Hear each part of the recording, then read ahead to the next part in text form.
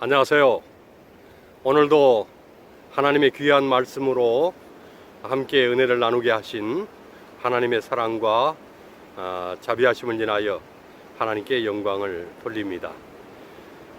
성령께서 오늘도 말씀을 통해서 하나님의 음성을 우리에게 들려주시기를 간절히 기도하고, 우리의 영적인 귀가 열려서 주의 음성을 들을 수 있게 되기를 간절히 기도합니다. 오늘 말씀의 제목은 왜 성령인가?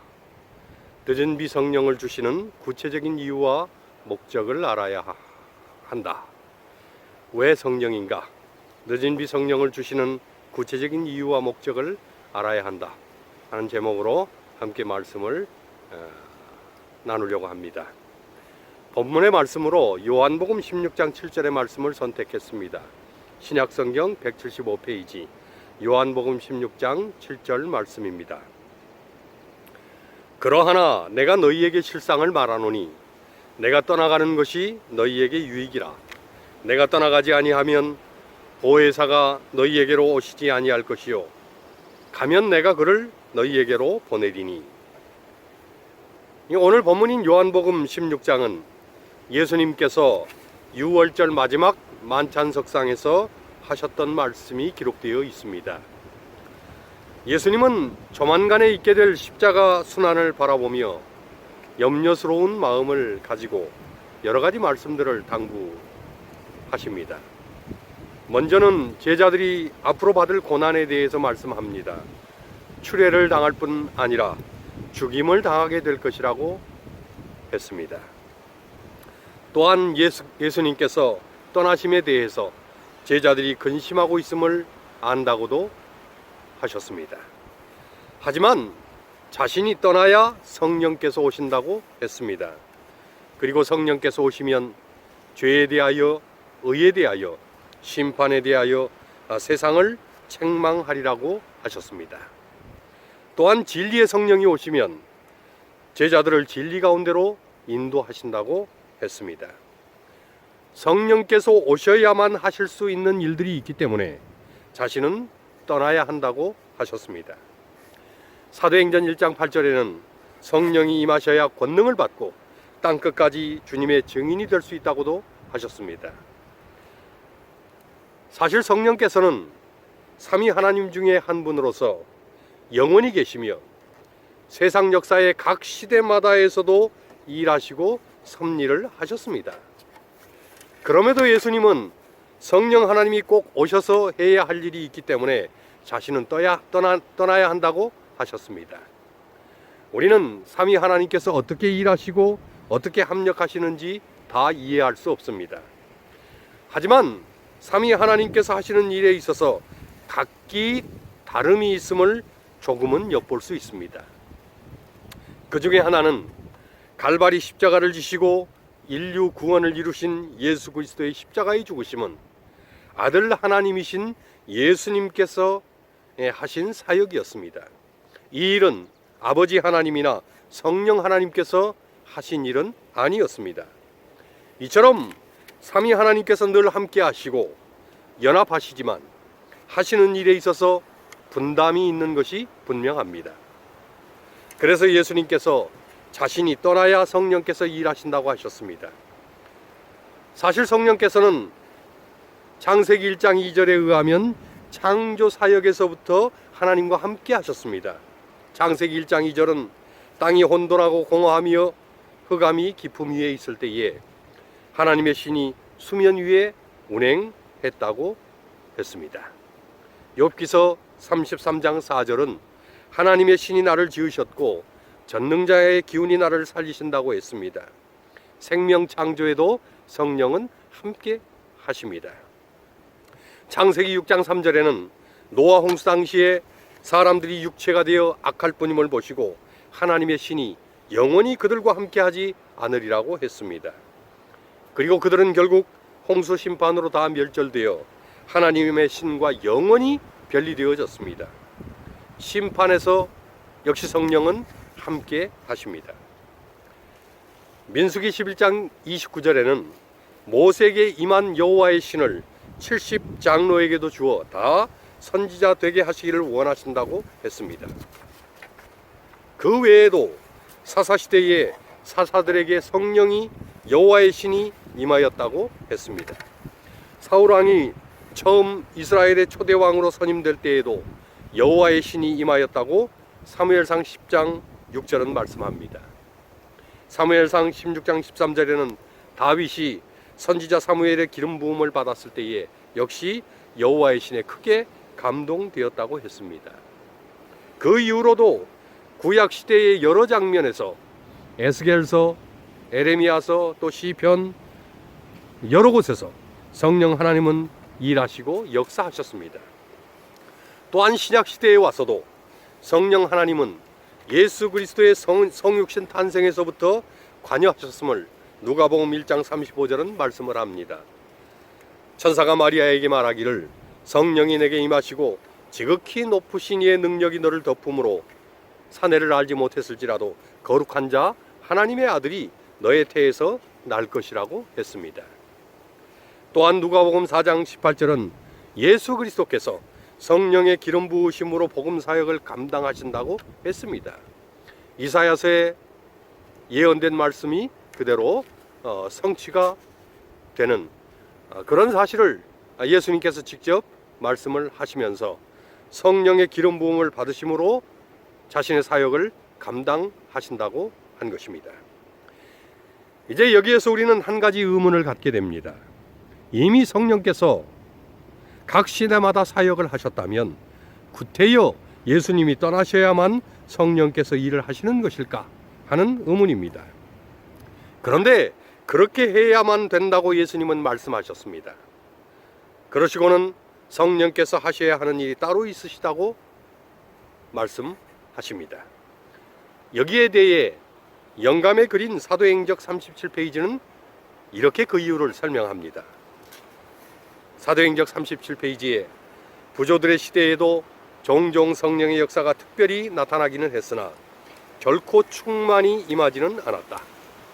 이제 구주의 말씀에 순종하여 제자들은 이 선물들을 위해 탄원하였고 이에 더하여 그리스도께서는 하늘에서 간구하셨다. 구약 시대에도 그리고 예수님 시대에도 성령께서 하나님과 함께 일을 하셨다고 했습니다. 그러나 충만히 임하지는 않았다고 했습니다. 이제 예수님께서 승천하신 후 오순절 성령이 임하게 되었을 때에 놀라운 현상이 벌어지게 됐습니다. 사도행전 2장 3절로 4절은 불의 혀같이 갈라지는 것이 저희에게 보여 각 사람 위에 임하여 있더니 저희가 다 성령의 충만함을 받았다고 했습니다. 사도들과 120명의 신도들이 성령의 충만을 입은 것입니다. 이 오순절 성령 강림 이후로 성령의 시대가 열리고 성령께서 사람에게 권능을 입히셔서 성령 충만한 자들이 복음을 위해 순교를 마다하고 땅끝 선교를 확장해 나간 것입니다. 그리고 12명으로 시작된 예수 신앙이 2020년 말 개신교인 수가 인구의 3분의 1인 약 26억을 차지하게 되었습니다. 그런데 성경은 요엘서 2장 23절에 성령의 역사가 세상 끝에서 또 다른 모습으로 나타날 것을 예언을 합니다. 성령의 비가 내리되 이른 비와 늦은 비가 내린다고 했습니다. 성령의 이른 비는 오순절 성령 강림으로 성취가 되었습니다. 그런데 세기 말에는 또 다른 목적을 위해 늦은 비가 있다고 했습니다. 이것에 대해 영감에 그린 사도행적 54페이지는 이렇게 기록을 합니다. 사도시대의 성령을 부어주심은 이른 비 혹은 먼저의 비의 시작이었고 그 결과는 영광스러웠다. 종말에도 성령의 임재가 참 교회와 함께 할 것이다. 그러나 세상의 추수의 끝이 가까울 때에 인자의 오심을 맞기 위해 교회를 준비시키고자 하시는 영적인 은혜의 특별한 부어주심이 약속되어 있다. 이러한 성령의 부어주심은 늦은 비가 내리는 것으로 비유되었다. 구약의 선지자 스가랴도 스가랴 10장 1절에 번개를 내는 여호와께 비를 구하라 무리에게 소낙비를 내릴 것이라고 했습니다. 소낙비 같은 늦은 비의 역사가 예수님 재림 전에 반드시 있다는 것입니다. 여기에서 우리는 또다시 한 가지 의문을 품게 됩니다. 오순절 성령 강림으로 충만한 성령을 받았고 그 성령의 권능이 지금도 역사하는데 구태여 늦은 비 성령은 또 왜 받아야 하는 것일까? 라는 의문입니다. 이에 대해 영감에 그린 각시대의 대쟁투 611, 612페이지는 이렇게 설명을 합니다. 각시대의 대쟁투 611, 612페이지입니다. 셋째 천사의 기별을 전파하는 일에 협력하는 천사는 그 영광으로 온 세상을 환하게 한다. 온 세계적 범위의 사업이 비상한 능력으로 성취될 것이 여기에 예언되어 있다. 1840년에서 1844년까지의 재림운동에는 하나님의 능력이 영광스럽게 나타났다. 첫째 천사의 기별은 세계의 모든 선교지에서 증거되었다. 그리고 어떤 나라들에서는 16세기 종교개혁 이후 어떤 곳에서 있었던 것보다 가장 큰 종교적 각성이 일어났다. 그러나 셋째 천사의 마지막 경고 아래 이루어질 큰 운동은 그것보다 훨씬 더 뛰어날 것이다. 그 운동은 오순절의 운동과 유사할 것이다. 복음 사업의 시초에 귀중한 씨앗의 발화를 위하여 성령을 부어주심으로 이른 비를 주신 것처럼 그 사업의 종말에는 늦은 비를 주셔서 추수할 곡식을 무르익게 할 것이다. 요한계시록 14장에는 마지막 시대를 위한 기별인 세 천사의 기별이 기록되어 있습니다. 그 중에 셋째 천사의 기별은 짐승의 표를 받으면 안 된다고 했습니다. 또한 성도들은 하나님의 계명과 예수 믿음을 지키는 자라고 했습니다. 하나님은 마지막 시대에 온 세상에 전해야 할 특별한 기별을 주셨습니다. 이 기별은 예수님의 재림을 맞이할 백성들에게 주신 기별입니다. 이 기별은 여러 나라와 족속과 방언과 백성에게 전할 영원한 복음이라고 했습니다. 이 기별을 끝으로 이제 세상 역사는 막을 내리게 될 것입니다. 그러므로 땅 끝까지 이 마지막 시대를 위한 기별이 증거되기 위해서는 또 한 번 더 큰 성령의 권능이 임해야 하는 것입니다. 초대교회 오순절 이른비 성령으로 확장된 십자가 구원의 진리가 씨앗의 발화였다면 이제는 세기말 늦은비 성령으로 확장되어 추수할 곡식을 거둘 예수 재림의 진리가 땅끝까지 전해져야 하는 것입니다.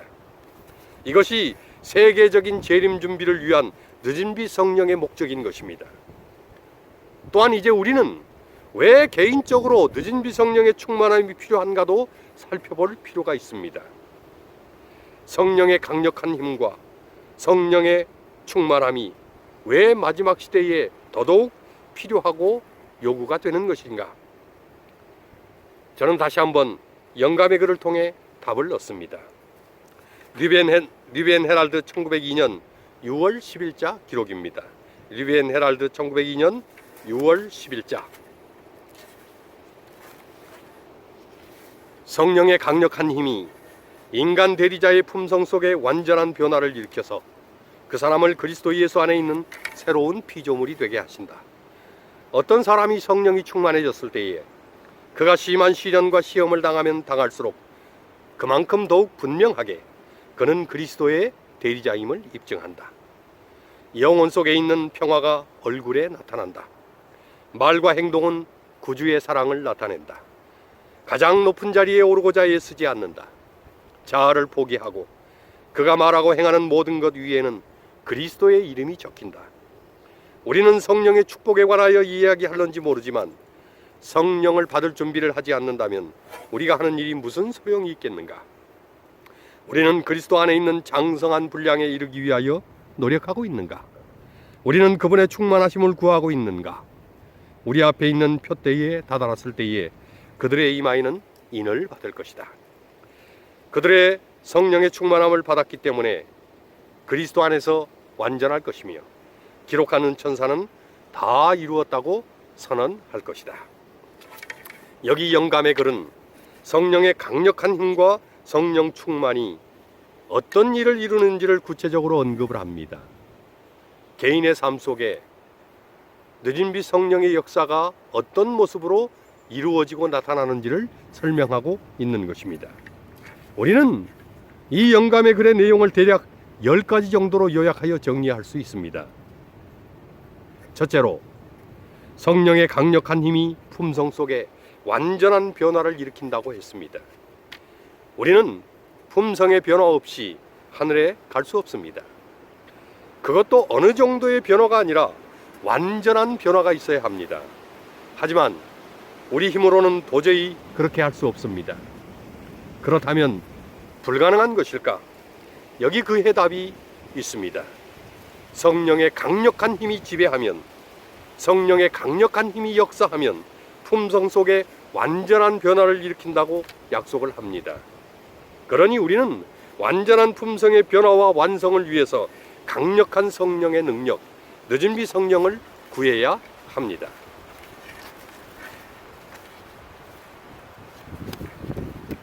둘째로, 성령의 강력한 힘이 그리스도 예수 안에 있는 새로운 피조물이 되게 한다고 했습니다. 우리에게는 변화가 필요합니다. 그런데 사실 이 변화는 적당히 바뀌는 것이 아닙니다. 우리의 변화는 바뀌는 것이 아니라 새로워지는 것입니다. 정확히 말하면 새로 태어나고 새 사람이 되고 전혀 다른 사람이 되는 것입니다.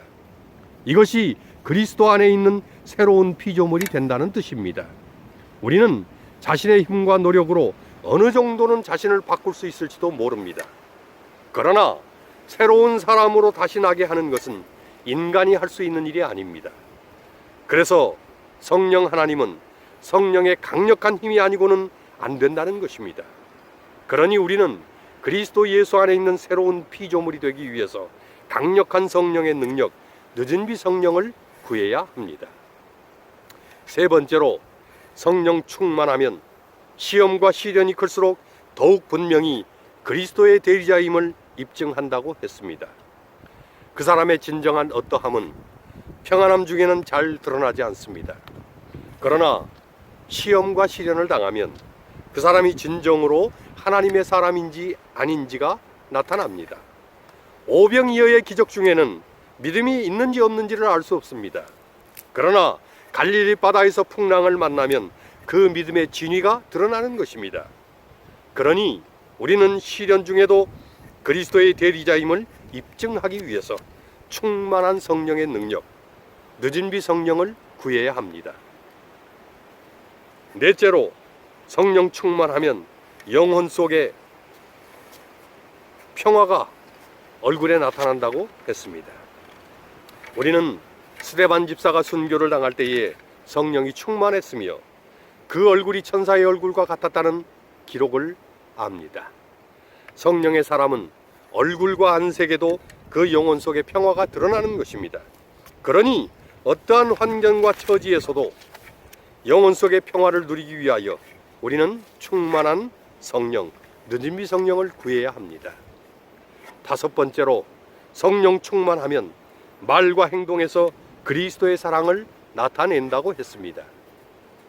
성경 로마서 5장 5절은 우리에게 주신 성령으로 말미암아 하나님의 사랑이 우리에게 부은 바 되었다고 했습니다. 성령은 우리 안을, 우리의 내면을 하나님의 사랑으로 충만히 채우는 그런 분이십니다. 그러므로 성령 충만하면 말과 행동에서, 그 삶에서 그리스도의 사랑이 흘러나오고 흘러넘칠 수밖에 없습니다. 그러니 자신의 삶 자체가 그리스도의 사랑이 나타나는 삶이 되기를 원한다면, 말과 행동에서라도 그리스도가 보여지기를 원한다면 우리는 충만한 성령, 느진비 성령을 구해야 합니다. 여섯 번째로, 성령 충만하면 가장 높은 자리에 오르고자 애쓰지 않는다고 했습니다. 예수님의 12 제자들의 성령 전과 성령 후에 가장 큰 변화가 있다면 그들 모두가 겸비의 사람들이 되었다는 것입니다. 성령 충만 전에는 제자들 모두가 높아지고자 했던 사람들이었습니다. 더 좋은 자리, 대접받는 자리, 높은 자리에 마음을 빼앗겼던 사람들이었습니다. 그러나 성령 충만을 받은 후에는 그들 스스로 자아를 십자가에 못 박고 모두가 예수 그리스도를 위한 순교를 마다하지 않고 주님이 지신 십자가의 길을 따라갔습니다. 우리 역시 자아를 내려놓아야 합니다. 나를 내세우려는 마음, 인정받으려는 마음, 높아지려는 마음을 버려야 합니다. 그러기 위해서는 충만한 성령, 느린비 성령을 받아야 합니다. 7번째로, 성령 충만하면 자아를 포기하고 모든 것 위에 그리스도의 이름이 적힌다고 했습니다. 대부분의 사람들이 그리스도인이라 할지라도 재림교인이라 할지라도 자기의 이름을 내세우려고 합니다. 내 것, 내 자리, 내 소유, 내 이름을 적어야만 되는 것입니다. 그러나 성령 충만하면 모든 것 위에 그리스도의 이름을 적습니다. 그리스도만을 높이고 그리스도만을 나타내고 그리스도만을 증거하는 것입니다. 성령 충만할 때에만 우리는 그렇게 할 수 있습니다. 그러니 우리는 늦은 비 성령의 충만함을 구해야 하는 것입니다. 8번째로, 성령에 관한 이야기보다 성령 받을 준비가 필요하며 성령을 통해 그리스도 안에 있는 장성한 분량에 이르러야 한다고 했습니다. 성령은 이론이 아니고 체험입니다. 성령은 이야기가 아니고 경험입니다. 성령은 상상이 아니고 현실인 것입니다.